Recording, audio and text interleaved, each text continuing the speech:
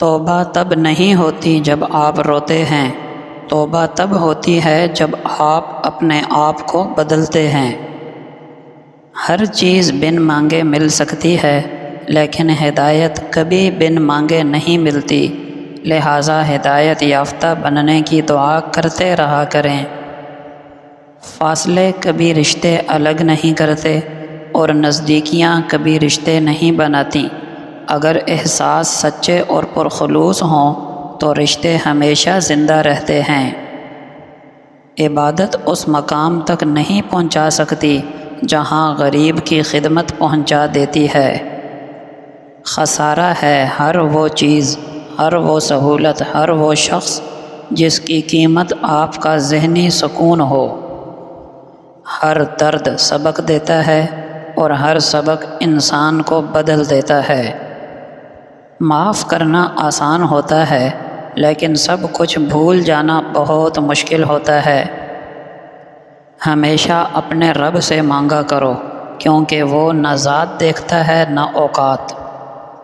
عجیب ہے یہ دنیا، یہاں ہر شخص خوش رہنے کے لیے پریشان ہے۔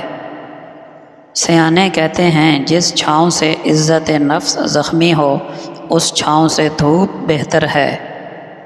لاپرواہی ایک ایسی دیمک ہے جو کسی بھی رشتے کی کشش کو کھا جاتی ہے۔ اعتماد ایک چھوٹا سا لفظ ہے جس کو پڑھنے میں سیکنڈ، سوچنے میں منٹ، سمجھنے میں دن، مگر کرنے میں ساری زندگی لگ جاتی ہے۔ انسان کو بس ایک ہی بار آزمانا چاہیے، پھر جو اس کا رنگ ہوتا ہے وہی اس کا اصل رنگ ہوتا ہے۔ اس کے بعد وہ آپ کو نہیں، آپ اپنے آپ کو دھوکہ دے رہے ہوتے ہیں۔ جو شخص ناراض ہونے پر راز ظاہر کر دے وہ کمینہ ہے۔ انسان بھی عجیب ہے، گناہ اس نیت سے کرتا ہے کہ توبہ کر لوں گا، اور توبہ اس لیے نہیں کرتا کہ زندگی ابھی بہت باقی ہے۔ اس سے بڑی بے وقوفی نہیں ہو سکتی کہ توبہ کی امید پر گناہ کرتا جائے اور زندگی کی امید پر توبہ کو ٹالتا جائے۔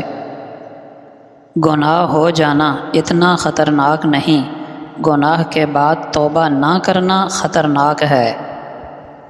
پیٹھ پیچھے اگر آپ کی باتیں ہوں تو گھبرانا مت، کیونکہ بات انہی کی ہوتی ہے جن میں کوئی بات ہوتی ہے۔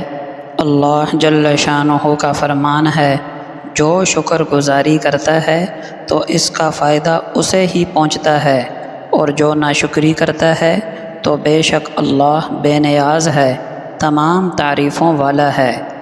ارشاد باری تعالی ہے، وہ آخرت کا گھر یعنی جنت ہم انہی لوگوں کو دیں گے جو زمین پر اپنی بڑائی اور فساد نہیں چاہتے، اور آخرت میں اچھا انجام اللہ سے ڈرنے والوں کا ہی ہوگا۔ نبی کریم صلی اللہ علیہ وسلم کا فرمان ہے، جو شخص نرم برتاؤ اور شفقت سے محروم کر دیا گیا، وہ تمام طرح کی بھلائی سے محروم کر دیا گیا۔ آپ صلی اللہ علیہ وسلم نے فرمایا، مسلمان کو جو بھی مصیبت، تکلیف، فکر اور غم پیش آتا ہے، حتیٰ کہ اگر کانٹا بھی چبھ جائے تو اس کے بدلے اللہ تعالیٰ اس کے گناہ معاف کر دیتے ہیں۔ آپ صلی اللہ علیہ وسلم نے فرمایا، اللہ اور اس کے فرشتے پہلی صف والوں پر رحمت بھیجتے ہیں۔ آپ صلی اللہ علیہ وسلم نے فرمایا، جس نے سورہ کہف کی پہلی 10 آیات حفظ کر لیں اسے دجال کے فتنے سے بچا لیا جائے گا۔ اور ایک روایت میں ہے کہ سورہ کہف کی آخری آیات، رسول اللہ صلی اللہ علیہ وسلم نے فرمایا، سورہ ملک عذاب قبر سے بچانے والی ہے۔ محترم دوستو، جس گناہ کو ہلکا سمجھ کر کیا جائے وہ گناہ بہت شدید ہو جاتا ہے، کیونکہ گناہ کو ہلکا سمجھنے کا مطلب ہے جس ہستی کی نافرمانی ہو رہی ہے، یعنی ذات باری تعالی، نعوذ باللہ، ان کو ہلکا سمجھنا، حقیر سمجھنا، اور ظاہر ہے اللہ کی طاقت کو، اللہ کی قدرت کو ہلکا اور کمزور سمجھنا کتنا بڑا جرم ہے۔ اور گناہ کو بندہ ہلکا کب سمجھتا ہے؟ جب کوئی گناہ معاشرے میں عام ہو جاتا ہے۔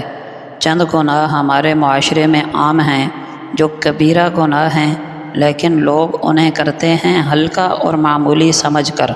مثلاً مردوں کا ایک مشت سے داڑھی کم کرانا یا مونچھوں کو بڑھانا، مردوں کا اپنی شلوار پتلون کو ٹخنوں سے نیچے لٹکانا، عورتوں کا بے پردہ گھومنا، عورتوں کا ننگے سر گھومنا، نوجوان لڑکے لڑکیوں کا اپنے چچا زاد، ماموں زاد، خالہ زاد، تایا زاد، پھوپھی زاد رشتوں سے پردے کا اہتمام نہ کرنا، مردوں کا اپنی سالی سے بے اختلاط ہو کر گفتگو کرنا، بے حجاب ہو کر گفتگو کرنا جبکہ وہ نامحرم ہے، عورتوں کا خوشبو لگا کر گھر سے باہر نکلنا، موبائل پر یا ٹی وی کی سکرین پر ڈرامے دیکھنا جس میں موسیقی بھی ہوتی ہے اور بے پردہ عورتیں بھی، وغیرہ وغیرہ ایسے گناہ ہیں جو کبیرہ ہیں لیکن معاشرے میں ہلکے سمجھے جاتے ہیں، جس کی وجہ سے ان کی نحوست اور شدت اور بھی زیادہ ہو جاتی ہے۔